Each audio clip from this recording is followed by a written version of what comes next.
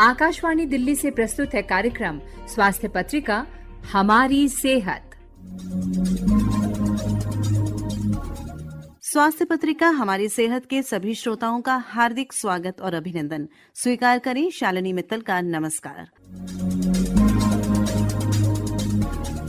श्रोताओं, हमारे साथ स्टूडियो में मौजूद हैं डॉक्टर पूजा भार्गव। आप एक होम्योपैथ हैं और साथ ही साथ आप एक न्यूट्रिशनिस्ट भी हैं, एक पोषण विशेषज्ञ भी हैं। तो आज हम उनसे जानने की कोशिश करेंगे कि लाइफस्टाइल जो डिजीजेस होती हैं, यानी जीवन शैली जनित जो रोग होते हैं, उनका होम्योपैथी से कैसे उपचार किया जाता है। बहुत बहुत स्वागत है डॉक्टर पूजा आकाशवाणी के स्टूडियो में आपका।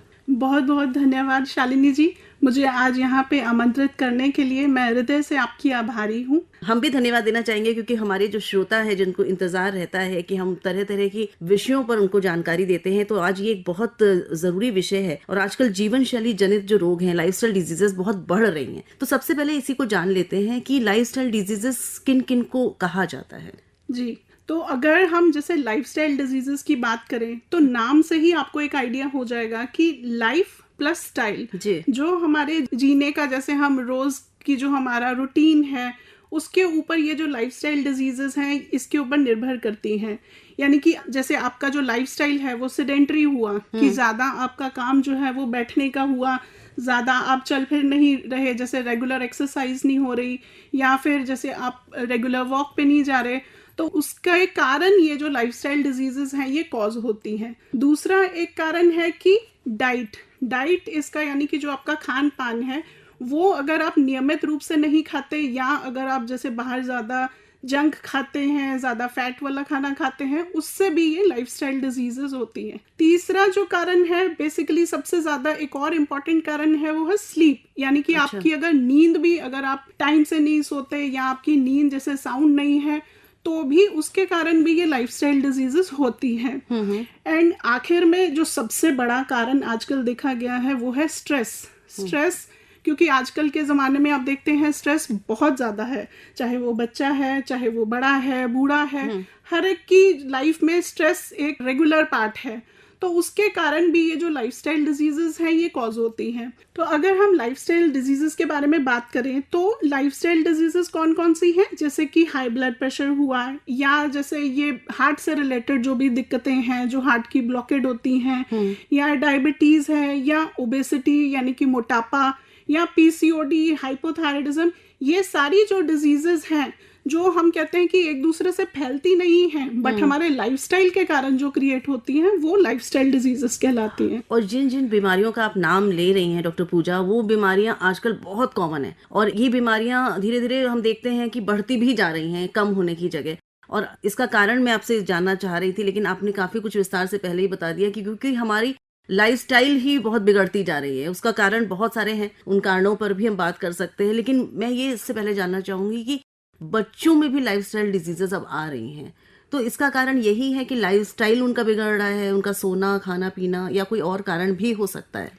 इसके पीछे आप खुद भी, जैसे हम बहुत सारे लोग हम ये नोटिस करते हैं कि पहले जो बच्चे होते थे वो क्या करते थे, सारा दिन जैसे कुछ थोड़ा सा उन्होंने स्कूल से आए, पढ़ाई कर ली, देन फिर वो खुली हवा में जाके अपने दोस्तों के साथ खेलते थे। बट अब क्या है, अब वो सारा दिन यही गैजेट्स हैं, चाहे लैपटॉप हुआ या मोबाइल हुआ, तो उनका जैसे बाहर घूमना फिरना, खुली हवा में जाना, ये बिल्कुल बंद हो गया है। और अगर हम जैसे बड़ों की बात करें, जैसे आप अगर नॉर्मल एडल्ट्स की बात करो, तो आगे क्या होता था, पुरानी अगर हम जीवन शैली देखें तो हम एक दूसरे के साथ अपना मन खोलते थे, जैसे चाहे रिश्तेदार हो, चाहे हमारे दोस्त हो।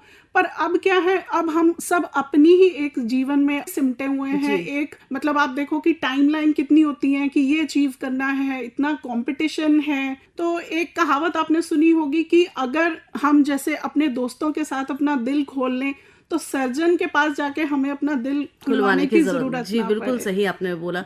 आजकल जैसा आप बता रही हैं, मैं और मेरा मोबाइल, दुनिया वहाँ पे सिमट के रह गई है और लोग डिजिटल या वर्चुअल वर्ल्ड में ही अब रह रहे हैं। बिल्कुल सही कहा आपने कि मिलजुल नहीं रहे हैं, सोशल नहीं हो रहे हैं, बातचीत नहीं कर रहे हैं, और एक ही घर में रहते हुए माँ बाप और बच्चे आपस में नहीं घुल मिलकर बात कर रहे हैं, अपने मन की बात नहीं निकाल पा रहे हैं। और इसी कारण से शायद जो आपने कहा इसका एक रीज़न स्ट्रेस भी है, तो वो स्ट्रेस एंजाइटी जो बढ़ रही है वो भी इसका कारण बन रही है। मुझे ये बताइए कि ये बढ़ रही है और बहुत व्याप्त है लाइफस्टाइल डिजीजेज, ये तो हम मान गए, क्या एक बार ये हो जाए तो इसको रिवर्स किया जा सकता है? क्या इंसान ठीक हो सकता है? जी बिल्कुल। इसके लिए आपको सबसे पहले अपने जीवन के प्रति आपको वो सजग होना है कि आपको देखना है आप कैसा आपका लाइफस्टाइल है। थोड़ा सा वक्त आपको उसमें अपना जैसे थोड़ा चलना फिरना, थोड़ा सा रेगुलर एक्सरसाइज, योगा आजकल भारत में इतना ज़्यादा प्रचलित है, तो योगा के लिए मेडिटेशन हुआ, ये सब चीज़ें अगर हम ध्यान रखें और उसके साथ साथ अगर हम जैसे अपना खाना पीना वो भी हम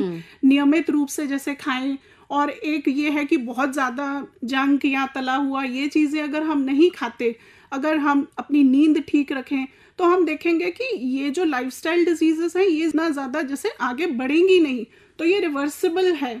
तो इसका मेजर जो आप क्या कर सकते हैं वो यही है कि अगर आप अपना लाइफस्टाइल ठीक कर लेते हैं तो ये लाइफस्टाइल डिजीजेस का जो जैसे बहुत ज्यादा अलार्मिंग रेट पे बढ़ रहा है, इसको हम टैकल कर सकते हैं। तो इससे हम ये समझें क्या डॉक्टर पूजा कि अगर किसी को लाइफस्टाइल डिजीज हो गई है और वो मेडिकेशन पे है, तो अगर वो अपनी लाइफस्टाइल सुधार ले तो मेडिकेशंस बंद हो सकती हैं? जी जी अच्छा। बिल्कुल बिल्कुल, क्योंकि लाइफस्टाइल डिजीजेस के क्रिएशन में, उसके जैसे पैदा होने में यही एक बड़ा कारण है। तो अगर हम उसको सही कर लें तो धीरे धीरे जैसे आप मान लो डायबिटीज के केस में लोग इंसुलिन पे आ जाते हैं, तो अगर वो अपना जैसे लाइफस्टाइल थोड़ा ठीक करें तो धीरे धीरे इंसुलिन की डोज जैसे कम होते होते बिल्कुल बंद भी हो जाती है। तो ये रिवर्सिबल है। जी, तो हम यही कहना चाहेंगे कि जितने लोग सुन रहे हैं, बहुत जरूरी ये जानकारी आपको इस कार्यक्रम के माध्यम से मिल रही है और लाइफस्टाइल डिजीजेस को जीता जा सकता है। मुझे ये बताइए, आप एक होम्योपैथ हैं, न्यूट्रिशनिस्ट हैं, आप बताएंगे कि पोषण के दृष्टि से अगर हम बात करें, लेकिन पहले हम यही जानना चाहूंगी क्या होम्योपैथी में इसकी दवाई है लाइफस्टाइल डिजीजेस की? अगर है तो किस तरह से ली जाती है? जी, अगर मैं जैसे होम्योपैथी की बात करती हूँ, होम्योपैथी में हम जो है हम बीमारी को ठीक नहीं करते, हम इंसान को ठीक करते हैं। तो इसीलिए आपने देखा होगा कि जब भी हम जैसे होम्योपैथ किसी डॉक्टर के पास जाते हैं तो वो हमारा शुरू से लेके आखिर तक हमसे बहुत सारे सवाल पूछता है। हमें लगता है कि अरे ये मतलब बिल्कुल कोई इन सवालों का इतना ज्यादा कि आपको क्या अच्छा लगता है, कैसे गर्मी लगती है, बट इन सब का एक कारण है।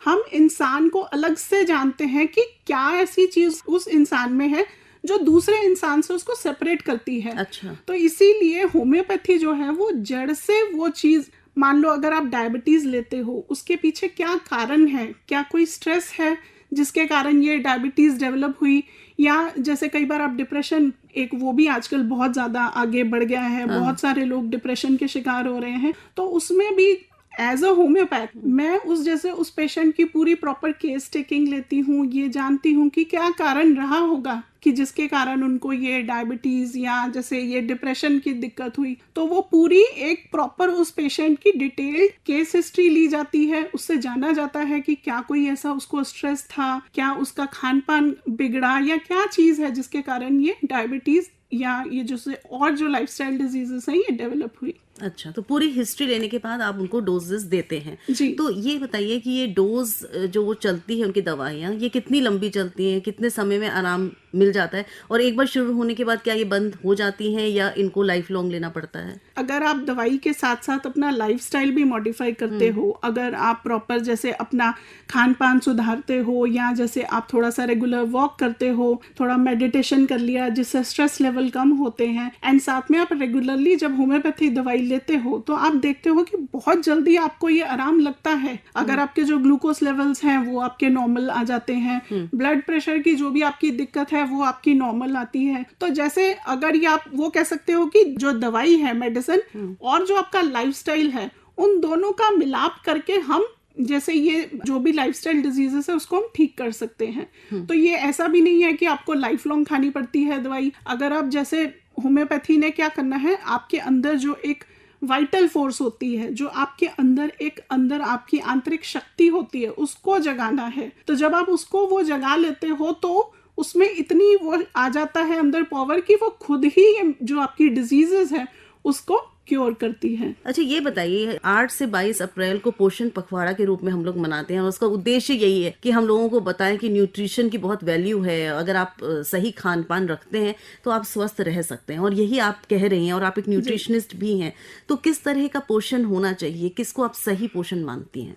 देखिए, इसमें क्या है कि अगर हम जैसे न्यूट्रिशन की बात करें या पोषण की बात करें, उसमें जो अलग अलग जैसे कंपोनेंट्स होते हैं, अगर हम डाइट के बारे में बात करें तो उसमें जैसे कार्बोहाइड्रेट्स हुए, विटामिन्स हुए, मिनरल्स हुए, प्रोटीन्स हुए, फैट्स हुए, सबका अपना अपना एक कार्य है। तो आपको वो सब एक बैलेंस डाइट के हिसाब से लेना है कि आपकी बॉडी के वेट के हिसाब से आपको कितना प्रोटीन चाहिए, कितना कार्बोहाइड्रेट चाहिए, कितना विटामिन मिनरल चाहिए। तो वो आपके बॉडी के वेट के हिसाब से, बॉडी की आपकी जो हाइट है उसके हिसाब से ये नापा जाता है।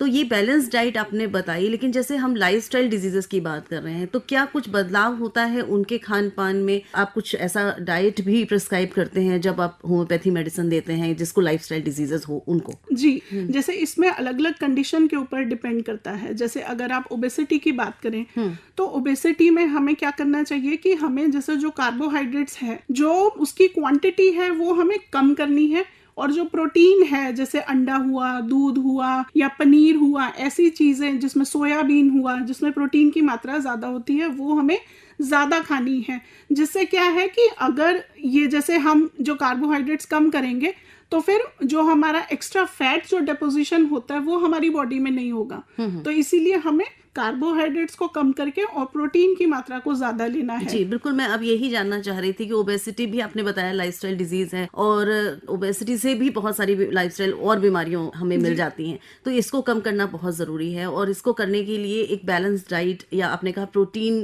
को बढ़ाना और कार्बोहाइड्रेट को कम करना, ये जरूरी है। लेकिन क्या कोई दवाई भी ऐसी है होम्योपैथी में जो मोटापा कम कर सकती है? जी, होम्योपैथी में ऐसी कई दवाइयां हैं। जैसे नॉर्मली आपने सुना होगा कि जब किसी को डायबिटीज होता है तो वो जामुन खाने को बोलते हैं, तो ऐसे ही होम्योपैथी में एक मेडिसिन है साइजीजियम जो जामुन से बनती है। ऐसी और बहुत सारी मेडिसिन हैं, लाइकोपोडियम हुई या नेट्रम्योर हुई।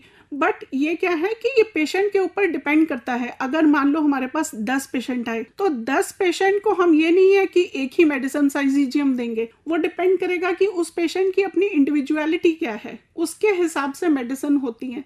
तो मेडिसिन बहुत सारी है, वो डिपेंड करता है कि वो पेशेंट क्या हमें सिम्टम बताता है, क्या उसकी दिक्कत है, उसको क्या सिम्टम्स हैं। तो सुन के सिर्फ ये दवाई है और इसको ले लिया, ये नहीं करना है। आपको किसी होम्योपैथी स्पेशलिस्ट से मिलना पड़ेगा और वो आपके सिम्टम्स को जज करके, आपकी हिस्ट्री लेके आपको बताएगा कि ये आपको सूट करेगी और तभी आपको फायदा होगा। तो ये भी अच्छी बात आपने बताई, क्योंकि कई लोग सुनी सुनाई चीजों पर भी करते हैं तो वो नुकसान भी हो सकता है। जी बिल्कुल बिल्कुल।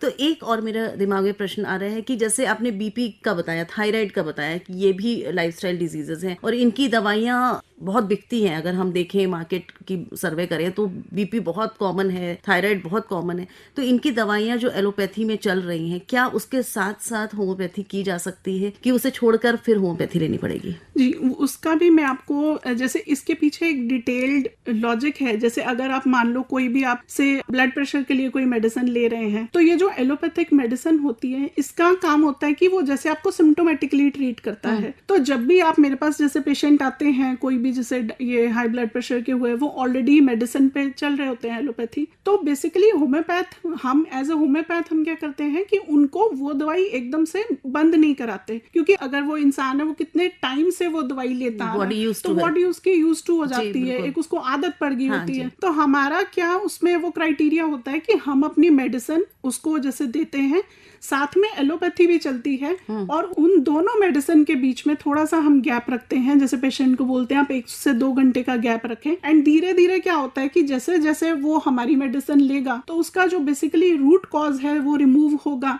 तो हम साथ के साथ जो उसकी एलोपैथिक मेडिसिन की डोज वो कम होती जाएगी, एंड अल्टीमेटली क्या होगा कि वो होम्योपैथी लेगा तो एलोपैथी उसकी बंद हो जाएगी, एंड फाइनली जब होम्योपैथी अपना पूरा काम कर लेगी तो होम्योपैथी की मेडिसिन भी बंद हो जाएगी। अरे वाह, बहुत अच्छी बात आपने बताई। तो जितने लोग बहुत पुरानी दवाइयाँ ले रहे हैं वो भी होम्योपैथी के जरिए उससे निजात पा सकते हैं। तो चलते चलते कुछ और आप कहना चाहें हमारे श्रोताओं को? श्रोताओं के लिए मेरा यही संदेश है कि आप किसी भी बीमारी की वेट मत कीजिए। आप पहले ही अपने जैसे अपनी जीवन शैली में सुधार लाइए, रेगुलर आप एक्सरसाइज कीजिए, रेगुलर खुली हवा में वॉक कीजिए, एंड खाना पीना अपना अच्छा रखिए, एंड नींद के लिए आप जैसे उसके लिए बहुत ज़्यादा सजग हो जाइए कि हाँ, कोशिश कीजिए कि आप 6 से 8 घंटे की नींद आप ज़रूर लें। एंड स्ट्रेस के लिए जो आजकल बहुत एक बड़ा भयंकर रूप जिसने धारण किया है, उसके लिए आप थोड़ा सा मेडिटेशन करें या प्राणायाम करें, जिससे अगर आप अपनी जीवन शैली पहले से ही सुधार लेंगे तो ये बीमारियां आप बिल्कुल भी आपको आपके नजदीक आएंगी भी नहीं जी। और बीमारियां नहीं आएंगी तो इलाज की जरूरत ही नहीं पड़ेगी। Prevention is better than cure. धन्यवाद देना चाहेंगे डॉक्टर पूजा भार्गव को। आप एक होम्योपैथ हैं, एक न्यूट्रिशनिस्ट हैं, तो आपने समय निकाला स्टूडियो में आए और लाइफस्टाइल डिजीजेज एंड होम्योपैथी पर इतनी जानकारी आपने हमारे श्रोताओं के साथ साझा करी। बहुत बहुत धन्यवाद। बहुत बहुत धन्यवाद शालिनी जी। आप सुन रहे हैं कार्यक्रम स्वास्थ्य पत्रिका हमारी सेहत। आयुर्वेद हमें जीवन जीने की कला सिखाता है। क्या आयुर्वेद, योग और व्यायाम को अपनाकर मोटापे को जीता जा सकता है? बता रहे हैं हमारे विशेषज्ञ डॉक्टर महेश व्यास। आप डीन पीएचडी हैं अखिल भारतीय आयुर्वेद संस्थान नई दिल्ली में। हमारे साथ हैं प्रोफेसर महेश व्यास। आयुर्वेद की दृष्टि से हमें बताएंगे कि किस तरह से हमें सुधार करना चाहिए अपने खान पान में और जीवन शैली में, जिससे मोटापा ना हो। स्वागत है, नमस्कार जी। नमस्कार। तो सबसे पहले तो हम शुरुआत यहाँ से करते हैं कि इसके क्या मुख्य कारण हैं? देखिए, मोटापे का मेन कारण जो है वो लाइफ स्टाइल है कि व्यक्ति को हमेशा जो है अपनी जीवन शैली जो है वो एक्टिव रखना चाहिए। लेकिन जो व्यक्ति अपने जीवन में खास तौर से कि सेडेंटरी लाइफस्टाइल को अपना लेते हैं, घर से गाड़ी में निकले, ऑफिस में भी बैठने का काम, वापस गाड़ी से घर आ गए, माने उनकी एक्टिविटी बिल्कुल नहीं रहती है। तो अगर शरीर चेष्टा युक्त रहेगा तो शरीर में ओबेसिटी कभी नहीं बढ़ेगी। और आयुर्वेद उसके लिए कहता है व्यायामम आचरेत नित्यम, माने आप कोई भी काम करते हो, अगर प्रतिदिन व्यायाम करते रहें तो आप स्वस्थ रहेंगे। और मोटापा इस कारण से होता है कि खास तौर से हम चेष्टा युक्त हमारी जीवन शैली नहीं रहती है। तो मेरा कहना है कि अपन क्या काम करते हैं उसके अनुसार निर्धारित कर लें कि प्रतिदिन मैं व्यायाम करूंगा। अगर दिन में हमारी जो क्रियाशीलता है वो ज़्यादा है तो आप थोड़ा कम व्यायाम करेंगे तो भी चलेगा।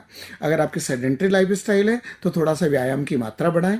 क्योंकि अगर परिवार में कोई भी व्यक्ति अगर ओबेसिटी से युक्त है, मोटापे से युक्त है, तो निश्चित रूप से कहीं ना कहीं उसका परफॉर्मेंस जो है वो बाधित होता है। तो एक स्वस्थ व्यक्ति के लिए जो हम बीएमआई की बात करते हैं तो भी 30 से ऊपर नहीं होना चाहिए। और उसके लिए आयुर्वेद एक और कहता है कि प्रातःकाल जो लोग जल्दी नहीं उठते हैं वो भी मोटापा बढ़ने का कारण है।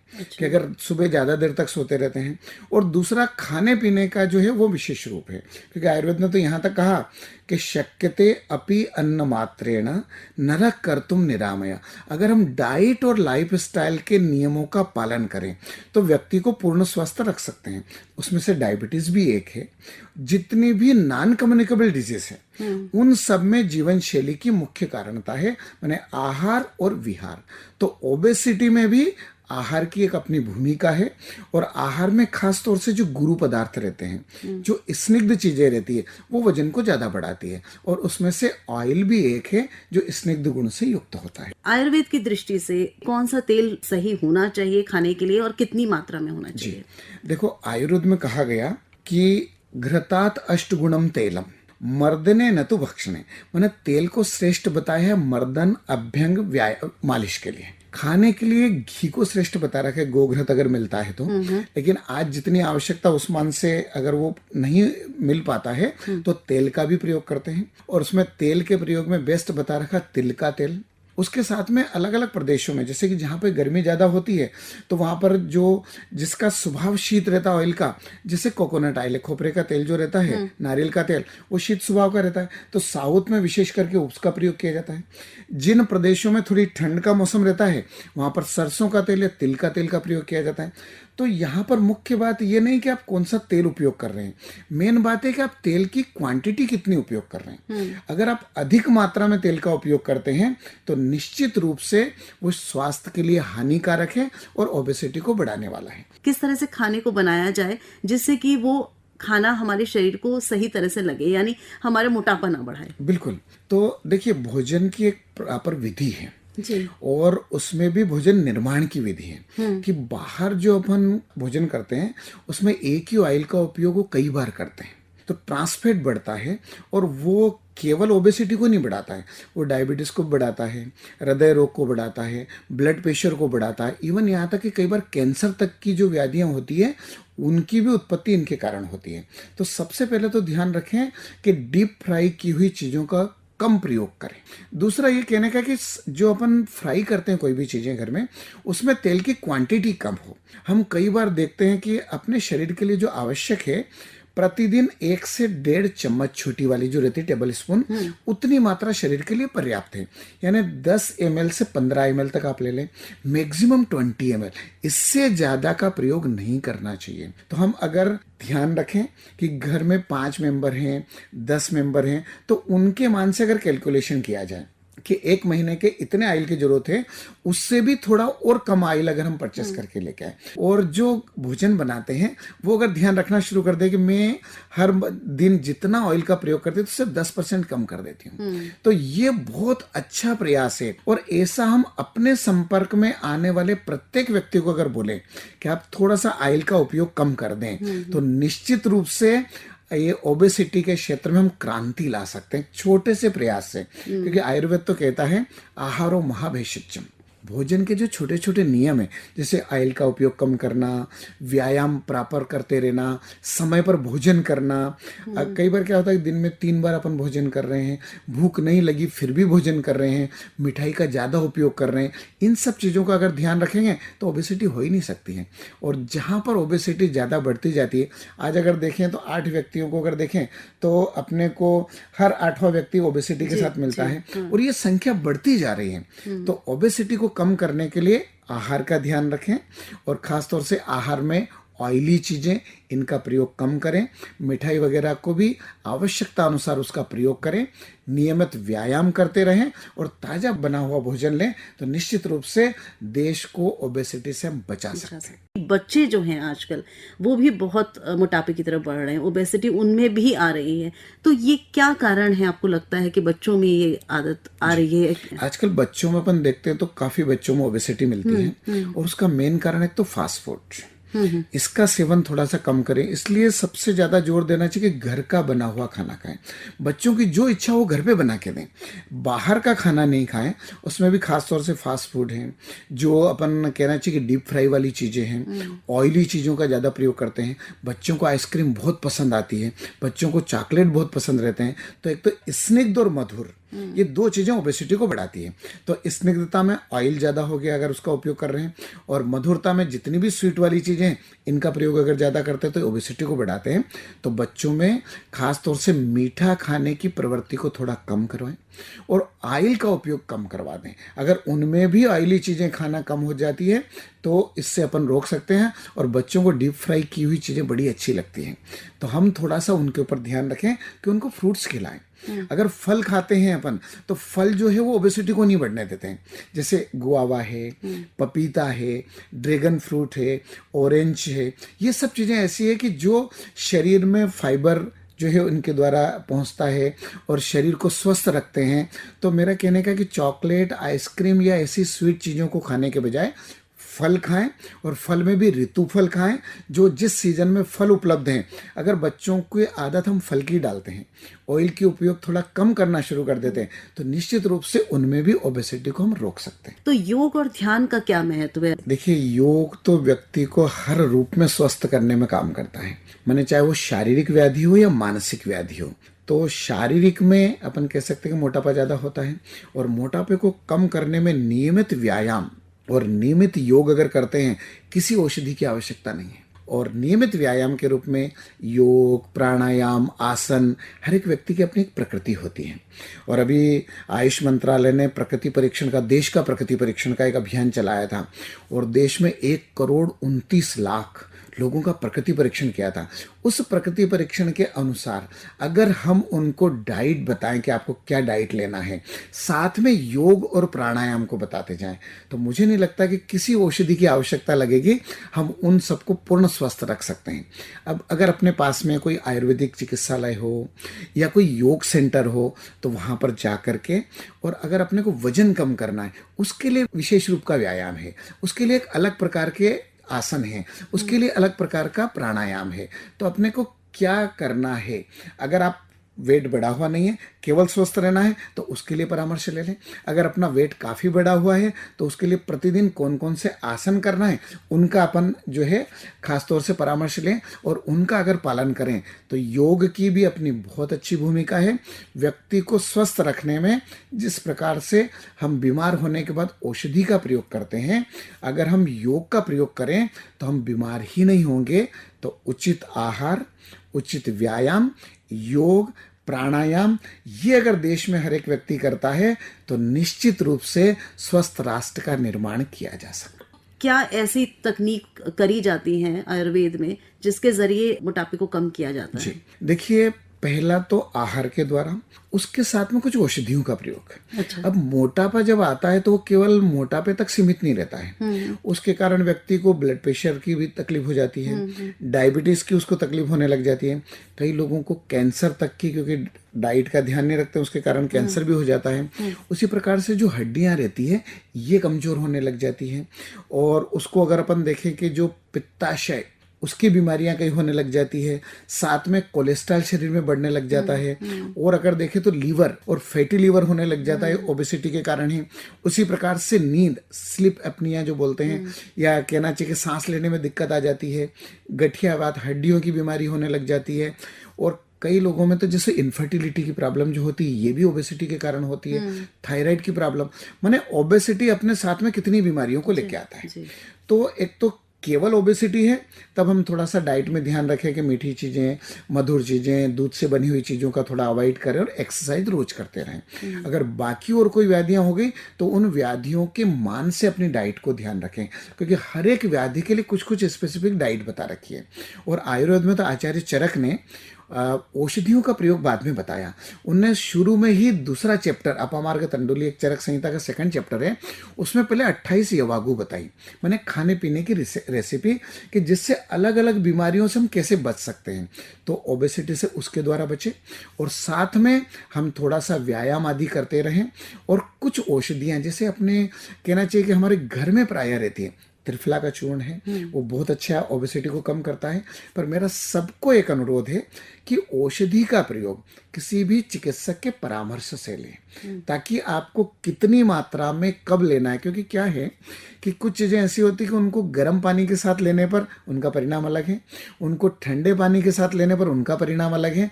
तो आपको और कौन कौन सी व्याधि है, ओबेसिटी है, तो चिकित्सक से परामर्श ले लें। और त्रिफला चूर्ण है, गिलोय है, अलग अलग छोटी छोटी रेमेडीज है जो हमारे घर में रहती है। हम तो कहते हैं कि किचन रेमेडीज जो रहती है उनका हम प्रयोग कर सकते हैं, पर वो सब चिकित्सक की परामर्श से अगर लें तो न केवल ओबेसिटी, अभी तो ओबेसिटी के कारण होने वाला डायबिटीज हो, चाहे ब्लड प्रेशर हो, या और कई प्रकार की बीमारियां हो, उनसे भी सामान्य नियमों का पालन करके हम बच सकते हैं। एक चलते चलते प्रश्न और करना चाहूंगी कि हमने बहुत सुना है आयुर्वेद में पंचकर्म चिकित्सा की जाती है, ये कुछ क्रियाएं होती हैं, तो क्या वो भी मोटापा कम करने में सहायक होती हैं? जी, मोटापा कम करने के लिए पंचकर्म भी एक बेस्ट चिकित्सा है। अच्छा। तो जैसे जिनको बहुत ज़्यादा मोटापा है, जैसे थोड़ा बहुत अगर बढ़ा हुआ वेट है तो उसको तो अपन डाइट से भी ठीक कर सकते हैं, एक्सरसाइज से ठीक कर सकते हैं, लेकिन जिनमें बहुत ज़्यादा ओबेसिटी है फिर उनमें ट्रीटमेंट करना पड़ता है, और उनमें पंचकर्म बहुत अच्छा है। क्योंकि देखिए 3 दोष होते हैं, एक वात, पित्त और कफ।